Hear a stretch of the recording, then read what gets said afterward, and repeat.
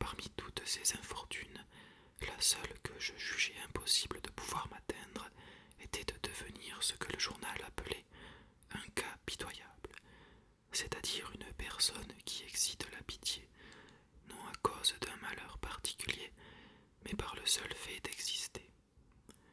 J'étais jeune, je viens de le dire, et je ne savais pas encore ce que c'est que d'élever une famille nombreuse. Mais aujourd'hui, je m'aperçois avec stupeur que, peu à peu, je me suis transformé en un de ces cas pitoyables. Je lisais, par exemple, ils vivent dans la plus noire misère. Eh bien, je vis aujourd'hui dans la plus noire misère. Ou encore, ils habitent une maison qui n'a de maison que le nom. Or, je vis à Domarancio, avec ma femme et mes 6 enfants, dans une chambre qui n'est qu'une étendue de matelas, et, quand il pleut, l'eau y circule comme sur les quais de Ribeto. Je lisais encore, quand la malheureuse s'aperçut qu'elle était enceinte, elle prit une décision criminelle, celle de se défaire du fruit de son amour. Eh bien, cette décision, nous la prîmes en commun accord, ma femme et moi, lorsque nous découvrîmes qu'elle était enceinte pour la 7e fois. Nous décidâmes, en somme, que, dès que la saison le permettrait, nous abandonnerions le petit dans une église, le confiant à la charité de la personne qui, la première, le trouverait. Ma femme, toujours grâce à ces bonnes dames, alla accoucher à l'hôpital et, dès qu'elle fut remise, revint à Dormarancio avec le bébé. En entrant dans notre chambre, elle dit « Tu sais, malgré que l'hôpital soit toujours l'hôpital, j'y serais resté volontiers plutôt que de revenir ici. » À ces mots, le bébé, comme s'il avait compris, attaqua un de ses ululements à percer le tympan. C'était un beau poupon, robuste, et il avait une bonne voix, de telle sorte que la nuit, quand il s'éveillait et commençait à pleurer, aucun de nous ne pouvait dormir. Quand vint le mois de mai, l'air étant désormais assez chaud pour rester dehors sans manteau, nous partîmes de Dormarancio pour nous rendre à Rome. Ma femme tenait le bébé serré contre sa poitrine, si emmitouflé de chiffon qu'on eût pu croire que nous le laisserions dans un champ de neige, et, une fois arrivée en ville, peut-être pour ne pas montrer son chagrin, elle se mit à parler sans arrêt, haletante et essoufflée, les cheveux au vent, les yeux hors de la tête. Tantôt elle parlait de diverses églises où nous pourrions laisser l'enfant, m'expliquant que ce devait être une église fréquentée par des gens riches, parce que si le petit devait être recueilli par des pauvres comme nous, autant valait le garder.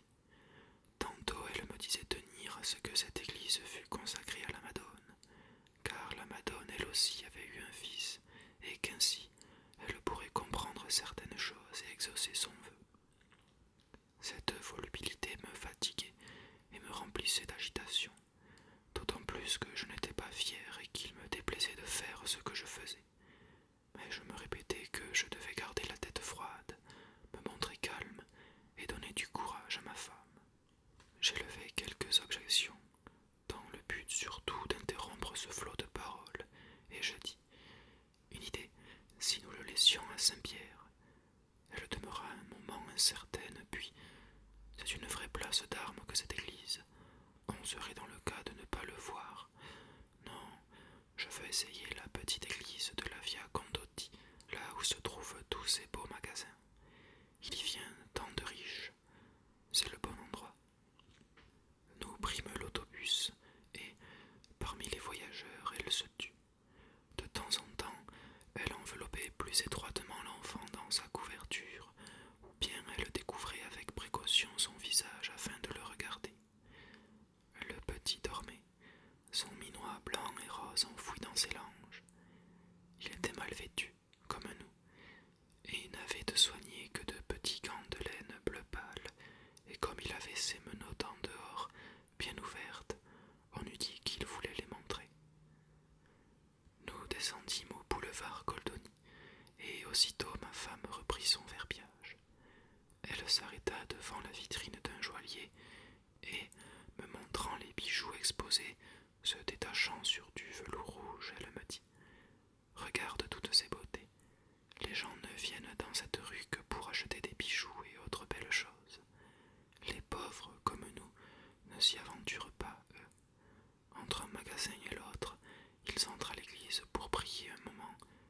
qu'ils sont bien disposés, l'un d'eux voit le petit et l'emmène.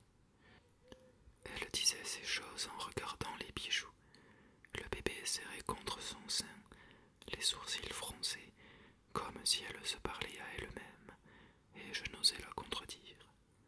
Nous entrâmes dans l'église, toute petite, les murs peints en faux marbre jaune, avec de nombreuses chapelles outre le grand autel. Et ma femme déclara aussitôt qu'elle se la rappelait tout autrement et que, en la revoyant, elle ne lui plaisait pas du tout. Pourtant, elle trempa ses doigts dans l'eau bénite et fit le signe de la croix. Puis, l'enfant dans ses bras, elle fit lentement le tour de l'église en l'examinant d'un air mécontent et méfiant. De la coupole, à travers les vitraux, tombait une lumière froide mais vive. Ma femme allait d'une chapelle à l'autre, inspectant tout, les chaises, les autels, les tableaux, pour voir s'il convenait d'y laisser le petit. Et je la suivais à distance sans perdre de vue la porte d'entrée. Nous vîmes entrer une jeune fille grande, habillée en rouge, les cheveux d'un blond doré. Gênée par sa robe étroite, elle s'agenouilla et, après quelques secondes de prière, se signa et sortit sans nous avoir accordé un regard. Ma femme, qui avait suivi la scène, dit brusquement « Non, les personnes qui viennent ici sont comme cette demoiselle qui est pressée d'aller s'amuser et flâner dans les magasins. Partons. » Et tout en parlant, elle sortit de l'église. Nous remontâmes une bonne partie du Corso, marchant rapidement, ma femme devant moi derrière, et vers la place de Venise, nous entrâmes dans une autre église. Celle-ci était beaucoup plus grande que la première, à demi noyée dans l'ombre, pleine de draperies, de dorures et de chasses remplies de cœurs d'argent qui brillaient dans l'obscurité. Il y avait pas mal de monde et, du premier coup d'œil, je jugeai que ces personnes appartenaient toutes à la classe aisée, les dames en chapeau, les hommes bien vêtus. Un prêtre, en train de prêcher, agitait ses bras dans la chair. Les gens, debout, fixaient les yeux sur lui, et je pensais que c'était une bonne chose, car personne ne nous remarquerait. « Essayons de le laisser ici, dis-je tout bas à ma femme. Elle fit signe que oui. Nous nous dirigeâmes vers une chapelle latérale, très sombre. Il n'y avait personne, et on n'y voyait pour ainsi dire pas. Ma femme couvrit le visage du bébé avec un pan de la couverture qui l'enveloppait et le mit sur une chaise, comme on dépose un paquet encombrant afin d'avoir les mains libres. Puis elle s'agenouilla et pria assez longtemps, le visage dans ses mains, pendant que, ne sachant que faire, je regardais les centaines de cœurs d'argent de toute grandeur qui tapissaient les murs. Enfin, ma femme se leva avec une expression tendue, se signa et, très lentement, s'éloigna de la chapelle. Je la suivis à distance. À ce moment, le prédicateur hurlait, et Jésus dit « Pierre, où vas-tu » Et je tressaillis sous l'impression qu'il s'adressait à moi. Mais comme ma femme allait soulever la tenture de la porte, une voix nous fit sursauter tous les deux. « Madame, vous avez laissé un paquet sur la chaise. » C'était une femme en noir, une de ces bigotes qui passent leur journée entre l'église et la sacristie. « Ah, c'est vrai, fit ma femme. Merci, je l'avais oublié. » Ainsi nous allâmes reprendre notre fardeau et sortîmes du sanctuaire, plus morts que vifs. Dehors, sur le même ton qu'un vendeur qui a compté se débarrasser rapidement de sa marchandise et qui n'a trouvé aucun acheteur sur le marché, ma femme dit « Personne ne le veut, mon pauvre petit enfant. » Cependant, elle s'était mise à trotter, de sa démarche saccadée qui paraissait ne pas toucher terre. Nous débouchâmes place des Saints-Apôtres. L'église était ouverte et, comme nous y entrions, en la voyant vaste, spacieuse et sombre, ma femme murmura « Ici, ce sera bien. » D'un décidée, elle alla dans une chapelle latérale, posa le bébé sur un banc et, comme si le sol lui brûlait les pieds, sans se signer, sans une prière, sans mettre un baiser sur le front du petit, elle se dirigea en toute hâte vers la porte d'entrée. Mais à peine avait-elle fait quelques pas que l'église retentit de pleurs désespérés. C'était l'heure de la tétée et l'enfant, ponctuel, pleurait parce qu'il avait faim.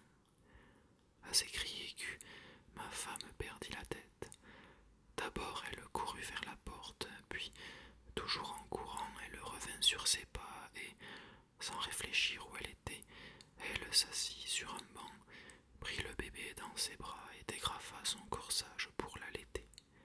Elle venait tout juste de dégager son sein et déjà le poupon s'y cramponnait des deux mains, en vrai petit loup, aussitôt apaisé, qu'une voix furieuse se mit à crier. Ces choses-là ne se font pas dans la maison de Dieu. Sortez, sortez, allez faire ça dans la rue. C'était le sacristain, un petit vieux à barbiche blanche avec une voix plus grosse que lui. Ma femme lui dit en se levant et en recouvrant hâtivement sa poitrine et la tête du bébé. Pourtant, la Madone, sur les tableaux, a toujours son enfant au sein. Et lui, tu voudrais te comparer à la Madone présomptueuse? Il y en avait assez. Nous sortîmes de l'église et allâmes nous asseoir dans les petits jardins de la place de Venise. Et là, ma femme redonna le sein au bébé jusqu'à ce qu'il soit rassasié et s'endorme de nouveau. Maintenant, la nuit était tombée, les églises fermées, et nous étions là, abrutis et incapables de faire naître une idée. À la pensée d'avoir tant peiné pour faire une chose que je n'aurais pas dû faire, je me sentais désespéré. Aussi dis-je à ma femme, « Écoute, il est tard et je n'en peux plus. Décidons-nous. » Elle répondit d'un ton aigre, « Mais c'est ton sang, et tu voudrais l'abandonner comme cela dans un coin, comme on laisse le cornet de papier où l'on a mis des tripes pour les chats. Non, bien sûr, mais il y a des choses qu'on peut faire sur le champ et sans y penser, ou alors on ne peut plus les faire du tout. La vérité, dit-elle, c'est que tu as peur que je change d'avis et que je le ramène à la maison.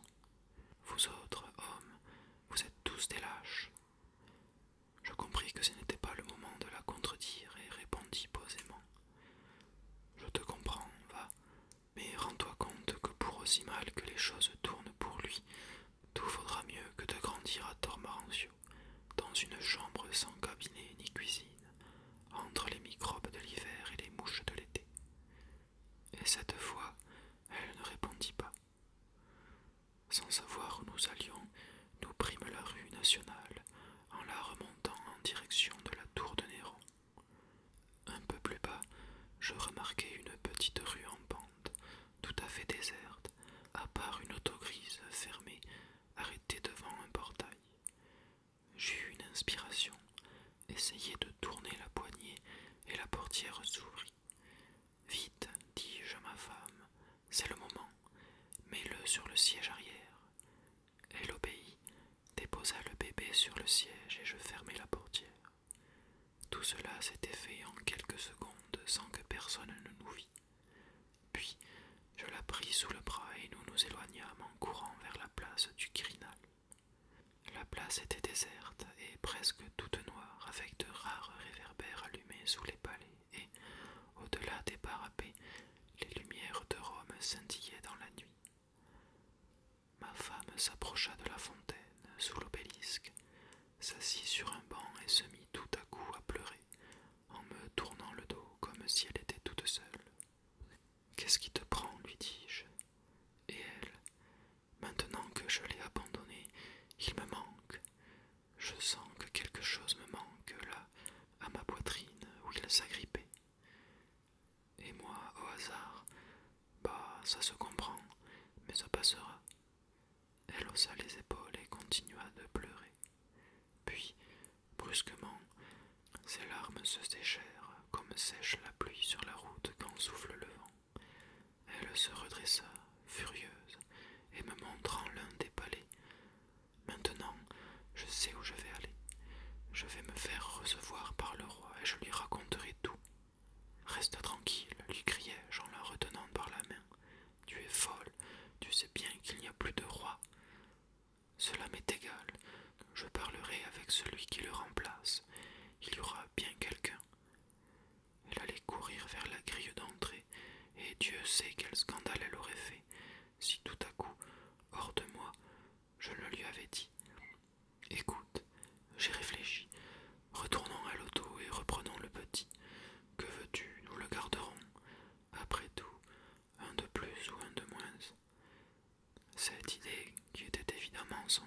principale effaça celle de parler au roi.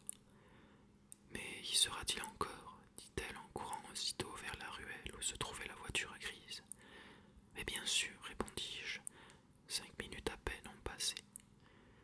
La voiture était là, en effet, mais au moment précis où ma femme allait ouvrir la portière, un homme d'âge moyen, trapu, avec une figure autoritaire, apparut à une porte d'entrée en criant « Halte là, halte là! Que voulez-vous prendre dans ma voiture ?»« Je veux ce qui m'appartient, » répondit ma femme sans se retourner, penchée qu'elle était pour reprendre le bébé sur le siège. Mais l'autre insistait. « Que prenez-vous? Cette voiture est à moi, vous comprenez, elle est à moi. » Il aurait fallu voir ma femme. Elle se redressa et l'assaillit de cette manière. « Non, mais qui est-ce qui vous prend quelque chose? N'ayez crainte, personne ne vous prend rien. Quant à votre voiture, tenez, je crache dessus, vous voyez. » Et, pour de bon, elle cracha sur la portière. « Mais enfin, ce paquet, » fit l'autre ahuri. « Ce n'est pas un paquet, dit ma femme, c'est mon fils. Regardez-le. » Elle découvrit le visage du poupon, le lui tendit et continua. « Un fils beau comme celui-là, si vous croyez que vous seriez capable d'en faire un pareil avec votre femme. Et ne vous avisez pas de le toucher, sinon je crie et j'appelle la garde, et je dis que vous avez voulu me voler